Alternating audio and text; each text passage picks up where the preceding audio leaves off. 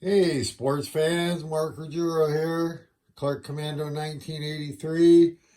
And I got to the end of the first turn finally. So, a couple of phases I want to bring you through, point out a couple of things, and then just a reminder I'm playing the first scenario of Compass Games Wonderful, the Korean War Designer Edition, designed by Joe Belkowski.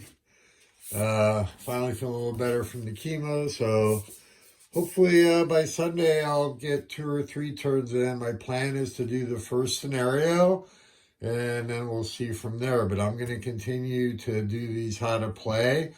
One quick correction from the last video that I made a little bit of a mistake on is that the Koreans actually can use road movement at half. There are some restrictions based on the interdiction, which there is some UN air power, but it's not enough to really cause an interdiction, and I'll show you on the table why. But they get enough for definitely some air support this turn, and the North Koreans used up their air support. As you can see, this is my first game, so not playing for optimum strategy, just learning, but having a really good time. It's a really good game. I can see where this would be a lot of fun playing against an opponent. But it's definitely solitairable based on, if you watch the first video, the initiative and the actions and all that. So absolutely playable. A lot of people, one quick thing, they said, oh, the map's too big. Luckily, I have a 4x6. But you'll notice, actually, you could get away with just this map here on the one, So if you have limited space, there's actually a lot of scenarios that you could get away with one map and a piece of one. So anyways, all right, so let's move on. Let's get to the sequence of play. Let's get it in focus here, Mark. All right. So we're not playing the advanced game. So if you look, you do the 2 action phases. Terminate air missions. There was none on turn 1. No reason to do a victory phase because nobody's going to win. We advance the turn marker, which is going to be out of the picture. You can't see right now. But, turn marker is based on amphibious, action phase 1, action phase 2. These are all advanced game, the political phase stuff, and the air mission. Let's see, enhancement, that's part of the basic game, but there is no Far East Command yet. Capacity phase, the UN is going to have an amphibious capacity this turn of 1, I believe. And it's one thing I didn't adjust on the chart, so I'm not sure. So the first thing you do, and I will say this, you notice up here it has UN air mission phase. So it does state in the rules that in the reinforcement segment, the air units actually come on right before or right during this step. So you can do the UN air mission phase. And let me go ahead and show you. Let's just go ahead and go in order. And I'm going to show you an air unit and how the air support works. Really pretty simple.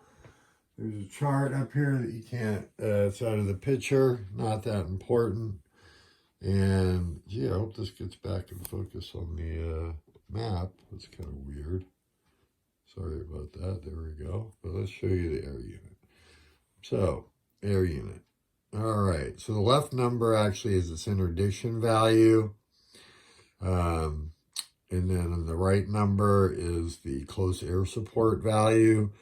Not going to get into interdiction. I'll talk about that in another video because right now, honestly, I could commit the 2 air units the UN has, and it would give them just enough points where if they rolled a 9, then they would actually get an interdiction. But I think at this point they need close air support.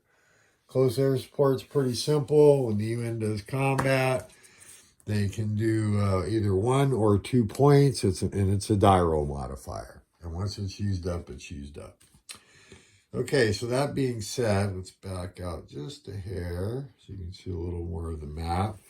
This is the dead pile here. This is what's been happening. So the end of turn 1. All right, so next up will be reinforcements. Reinforcements are in the player book by the scenario. And like I said, scenario 1, so if you have the game, you can look. It's very simple. Talks about, where they can come on. Explains there is like the Far East Command and whatnot is where the Americans come on. And you can either bring them on Pusan, or you can bring them in.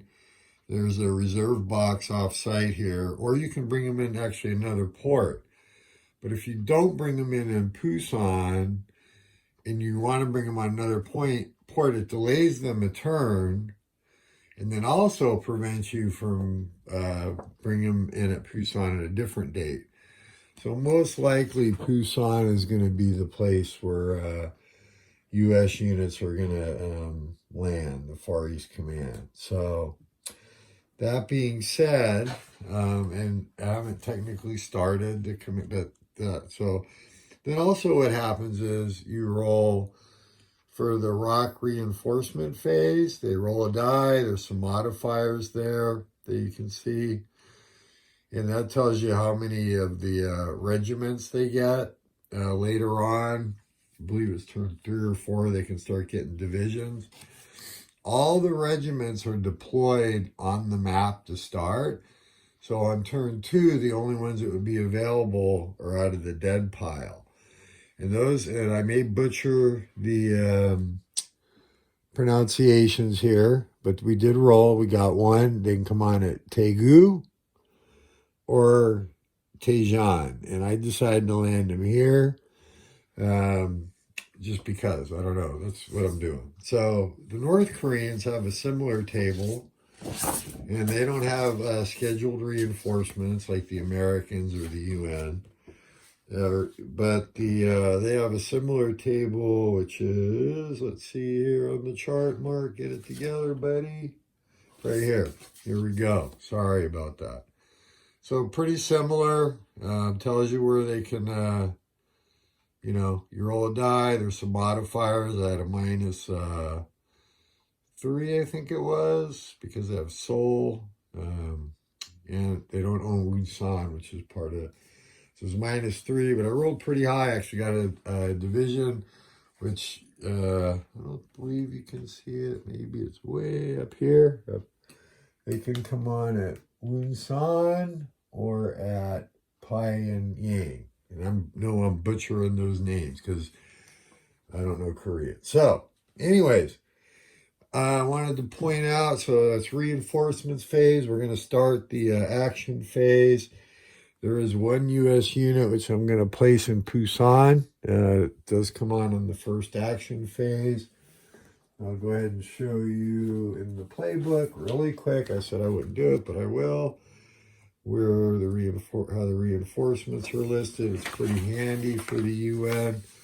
Let's see here. We got, so you see in the amphibious phase, you get the 2 air support units. Like I said, in the rules, you actually, even though it's the reinforcement phase, the air units you get before the air allocation. And then in the first action phase, you get Task Force Smith and the 24th Far East Command, which technically actually, and I'm sorry, goes in the box, but I'm going to bring it in Pusan. So otherwise it gets in the reserve box, and I'll bring it in. I'll place it in Pusan. So that will happen. And then Task Force Smith, I haven't quite decided where to put it yet, but there were some limitations, and that's in the playbook also, I believe, or the rule book. Okay, so the only thing I really got to point out, I wanted to keep this video short. Like I said, I ended turn 1. I just wanted to get you through the reinforcement phase, how that worked. The air phase, I know it was pretty quick, but it's pretty simple. I did get these. Got these really cool. I was using the chits, and the bingo chits, and I ordered these the other day and they came in. Let's see. So I got some objective markers, which you can use in any game. And I got some bridge blown and bridge destroyed, which won't be used in this game because that's not applicable. But they're really neat. They're pretty cheap, and they come from our friends over at Historical Board Gaming. So they don't give but the website, I believe, is just historicalboardgaming.com. You know, this was in the mail. It's a nice little coaster. We don't put drinks on our tables, do we? But anyways, all right, thanks. Have a great night, and I look forward to doing more videos. And I'm sorry for the blur. There we go. I guess getting close like that kind of screwed up the focus. So anyways, hope not too much of the video. I'm having a good time doing this. Thanks for all the support. Love wargaming, and I'll see you in part 3. This will be part 2. I'll see you in part 3. We'll see where I jump off, and there I might get into a little bit more of the interdiction, because as far as the basic game, we pretty much covered it, and then I'll hopefully have 4 turns done by, I'm hoping, Sunday. A lot of it just depends on my energy levels. Anyways, thanks for watching. All right, bye.